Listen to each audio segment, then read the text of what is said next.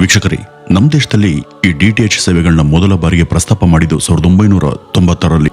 ಆದ್ರೆ ಆಗ ಅದಕ್ಕೆ ಅನುಮತಿಯನ್ನ ಕೊಟ್ಟಿರಲಿಲ್ಲ. ಇದೇ ಕಾರಣದಿಂದ 1990ರವರೆಗೂ ಅಂದ್ರೆ ಸುಮಾರು 32 ವರ್ಷಗಳ ಕಾಲ ದೇಶದಲ್ಲಿ ಒಂದೇ ಒಂದು ಟಿವಿ ಚಾನಲ್ ಇತ್ತು. ಈ ಒಂದು ಕತೆ ಆರಂಭ ಆಗೋದು 1959ರ ದಿನಗಳಲ್ಲಿ. ಆ ಒಂದು ಸಮಯದಲ್ಲಿ ದೇಶದಲ್ಲಿ ಮೊದಲ ಬಾರಿಗೆ ಟಿವಿ ಪ್ರಸಾರ ಸೇವೆ ಶುರುವಾಗುತ್ತೆ. ಆ ಒಂದು ಕಾಲದಲ್ಲಿ ಯಾವುದೇ ದೊಡ್ಡ ತಂತ್ರಜ್ಞಾನ ಇರಲಿಲ್ಲ, ಹಾಗೂ ಯಾವುದೇ ವಾಣಿಜ್ಯ ವ್ಯವಸ್ಥೆ ಕೂಡ ಇರಲಿಲ್ಲ. ಕೇವಲ ಒಂದೇ ಒಂದು ಸಣ್ಣ ಟ್ರಾನ್ಸ್ಮಿಟರ್ ಮತ್ತು ತಾತ್ಕಾಲಿಕ ಸ್ಟುಡಿಯೋ ಇದ್ದು ಅದರ ಮೂಲಕ ಸೀಮಿತ ಪ್ರದೇಶದಲ್ಲಿ ಪ್ರಸಾರ ಸಾಧ್ಯ ಆಗ್ತಿತ್ತು. ಮನೆಯ ಮೇಲೆ ಒಂದು ದೊಡ್ಡ ಆಂಟೆನಾವನ್ನ ಅಳವಡಿಸಲಾಗ್ತಿತ್ತು, ಮತ್ತೆ ನೆಲದಲ್ಲಿ ಇದ್ದಂತ ಟ್ರಾನ್ಸ್ಮಿಟರ್ ನಿಂದ ಸಿಗ್ನಲ್ ನೇರವಾಗಿ ಮನೆಗೆ ತಲುಪ್ತಾ ಇತ್ತು. ಆ ಒಂದು ಕಾಲದಲ್ಲಿ ಮಳೆ ಅಥವಾ ಹವಾಮಾನ ಹದಗೆಟ್ರೆ ಟಿವಿಯಲ್ಲಿ ಪಿಕ್ಚರ್ ಕಾಣಿಸೋದೇ ನಿಂತು ಹೋಗ್ತಿತ್ತು.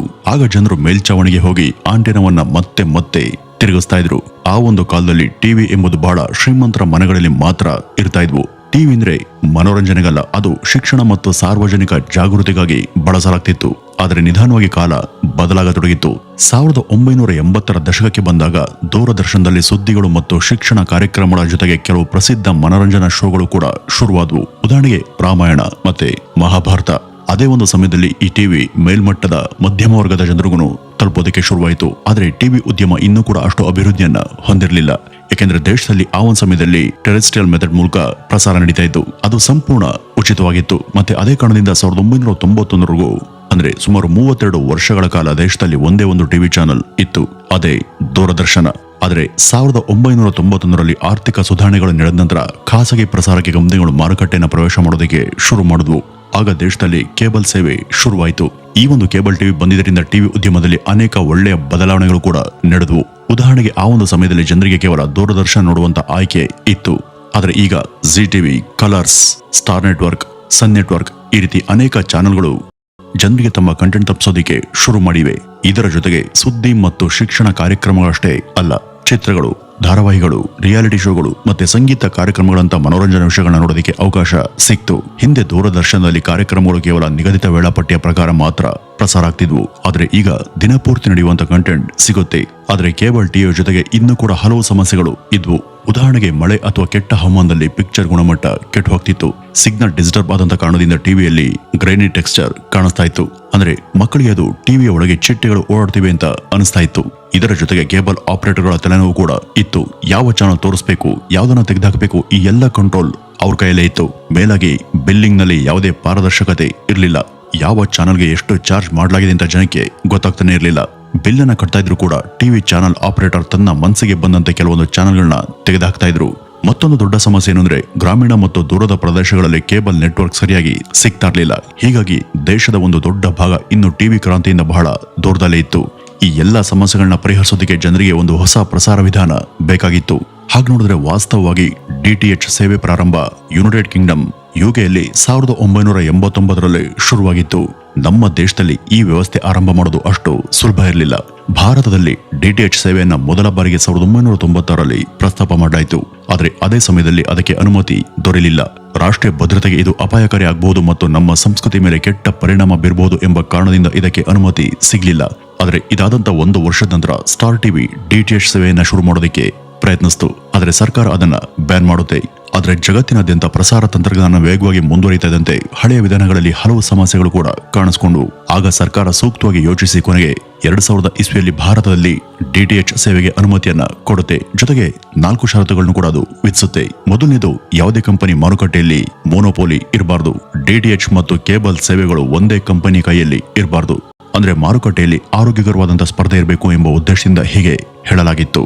ಇನ್ನು 2ನೇ ಷರತ್ತು, ಎಲ್ಲ ಡಿಟಿಎಚ್ ಆಪರೇಟರ್ಗಳು ಲೈಸೆನ್ಸ್ ಪಡೆದ ನಂತರ ಅಂದ್ರೆ 1 ವರ್ಷದ ಒಳಗೆ ಅರ್ತ್ ಸ್ಟೇಷನ್ ಅನ್ನ ಸ್ಥಾಪನೆ ಮಾಡಬೇಕು. ಏಕೆಂದ್ರೆ ಸಿಗ್ನಲ್ಗಳ ನಿಯಂತ್ರಣ ಮತ್ತು ಪ್ರಸಾರ ಸಂಪೂರ್ಣವಾಗಿ ದೇಶದ ಒಳಗೇನೆ ಇರಬೇಕು. ಮತ್ತೆ ಯಾವುದೇ ವಿದೇಶಿ ವ್ಯವಸ್ಥೆ ಮೇಲೆ ಅದು ಅವಲಂಬಿತವಾಗಬಾರದು ಅನ್ನೋದು.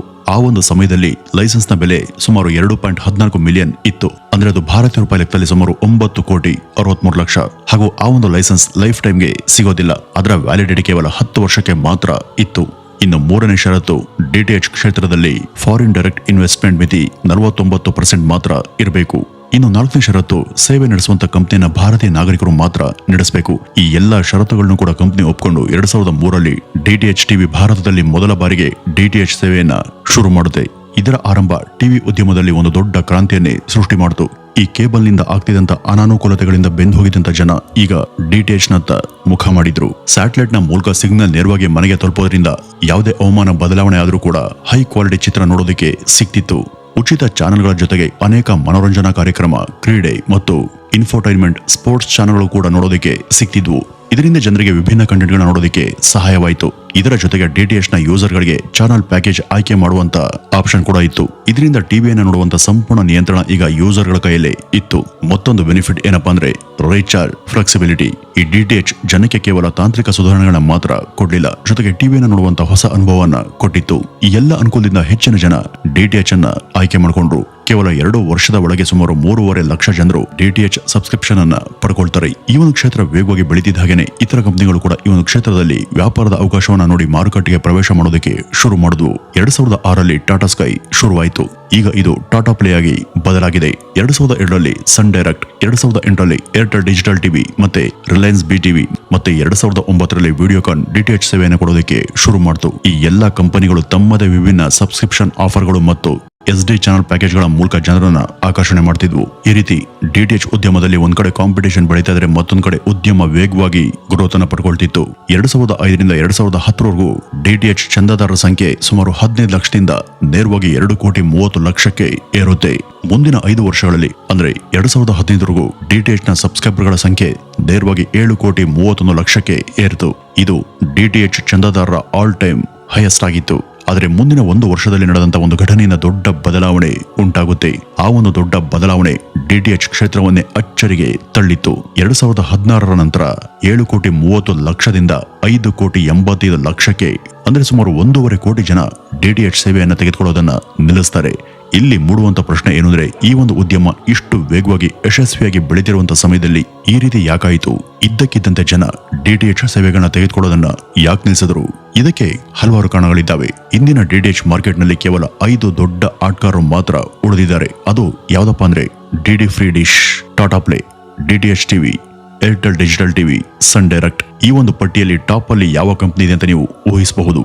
ಹೌದು, ನಿಮ್ಮ ಊಹೆ ಸರಿಯಾಗಿದೆ. ಟಾಪ್ ಅಲ್ಲಿರುವಂತ ಕಂಪನಿ ಅಂದ್ರೆ ಡಿಡಿ ಫ್ರೀ ಡಿಶ್. ಇದು ಉಚಿತ ಮತ್ತು ಸರ್ಕಾರಿ ಸೇವೆಯಾಗಿದ್ದು ಅನೇಕ ಜನರು ಇದನ್ನ ಬಳಸ್ತಿದ್ದಾರೆ. ಖಾಸಗಿ ಕಂಪನಿಗಳ ಪರಿಸ್ಥಿತಿ ಬಹಳ ಹೀನಾಯವಾಗಿದೆ. ಕೆಲವು ಕಂಪನಿಗಳು ಕ್ಲೋಸ್ ಆಗಿದ್ದಾವೆ. ಉದಾಹರಣೆಗೆ ರಿಲಯನ್ಸ್ ಬಿಟಿವಿ ನಂತರ ಇಂಡಿಪೆಂಡೆಂಟ್ ಟಿವಿ ಅಂತ ಹೆಸರನ್ನ ಬದಲಾಯಿಸಿತು. ಆದರೆ 2019ರಲ್ಲಿ ಇದನ್ನ ಮುಚ್ಚಲಾಯಿತು. ಇದರ ಜೊತೆಗೆ ವಿಡಿಯೋಕಾನ್ ಡಿಟಿಎಚ್ ಅನ್ನು ಕೂಡ 2018ರಲ್ಲಿ ಡಿಟಿಎಚ್ ಟಿವಿ ಜೊತೆ ಮರ್ಜ್ ಮಾಡಿ D2H ಅಂತ ಹೆಸರನ್ನ ಬದಲಾಯಿಸಲಾಯಿತು.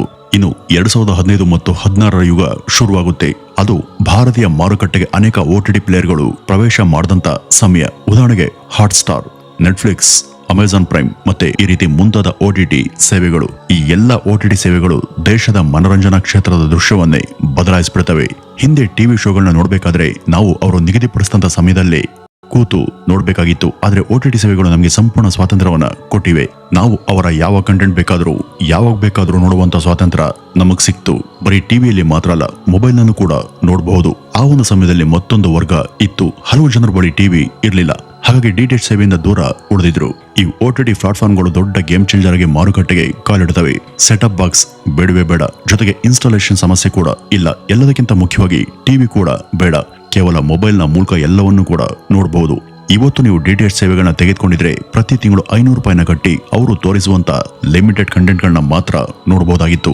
ಆದ್ರೆ OTT ಸೇವೆಗಳಲ್ಲಿ ಒಳ್ಳೆಯ ದರದಲ್ಲಿ ಸೆನ್ಸಾರ್ಶಿಪ್ ಇಲ್ಲದೆ 100 ಶೋಗಳು, ಸಿನಿಮಾ, ಧಾರಾವಾಹಿ, ವೆಬ್ ಸೀರೀಸ್ ಎಲ್ಲವನ್ನೂ ಕೂಡ ನೋಡಬಹುದು. ಇದೇ ಕಾರಣದಿಂದ 2016 ನಂತರ ಡಿಟಿಎಚ್ ಚಂದಾದಾರರ ಸಂಖ್ಯೆ 5,85,00,000ಕ್ಕೆ ಇಳಿಕೆಯಾಯಿತು. ಬಿಲ್ ದುಬಾರಿಯಾದಂತ ಕಾರಣ 2019ರ ನಂತರ 2 ಕೋಟಿಗೂ ಹೆಚ್ಚು ಜನ ಡಿಟಿಎಚ್ ಸಂಪರ್ಕವನ್ನ ತೆಗೆದುಹಾಕ್ತಾರೆ. ಆದರೆ ಕೋವಿಡ್ನ ಸಮಯ ಬಂದಾಗ ಟಿವಿಯಲ್ಲಿ ಹೊಸ ಕಂಟೆಂಟ್ ತೋರಿಸಲಾಗ್ತಿರ್ಲಿಲ್ಲ.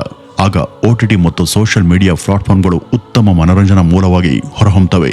ಇದ್ರ ಜೊತೆಗೆ ಜಿಯೋ ಫೈಬರ್ ಮತ್ತೆ ಏರ್ಟೆಲ್ ಎಕ್ಸ್ಟ್ರೀಮ್ ಸೇರಿದಂತೆ ಫೈಬರ್ ಬ್ರಾಂಡ್ಗಳ ಸೇವೆಗಳು ಡಿಟಿಎಚ್ ಉದ್ಯಮಕ್ಕೆ ಕಾಂಪಿಟೇಷನ್ ಅನ್ನ ಕೊಡ್ತವೆ. ಸೂಪರ್ ಸ್ಪೀಡ್ ಇಂಟರ್ನೆಟ್ ಸಿಕ್ಕ ನಂತರ ಜನ ಡಿಟಿಎಚ್ ನಿಂದ OTT ಪ್ಲಾಟ್ಫಾರ್ಮ್ ಆಯ್ಕೆಯನ್ನ ಮಾಡ್ಕೊಳ್ತಾರೆ.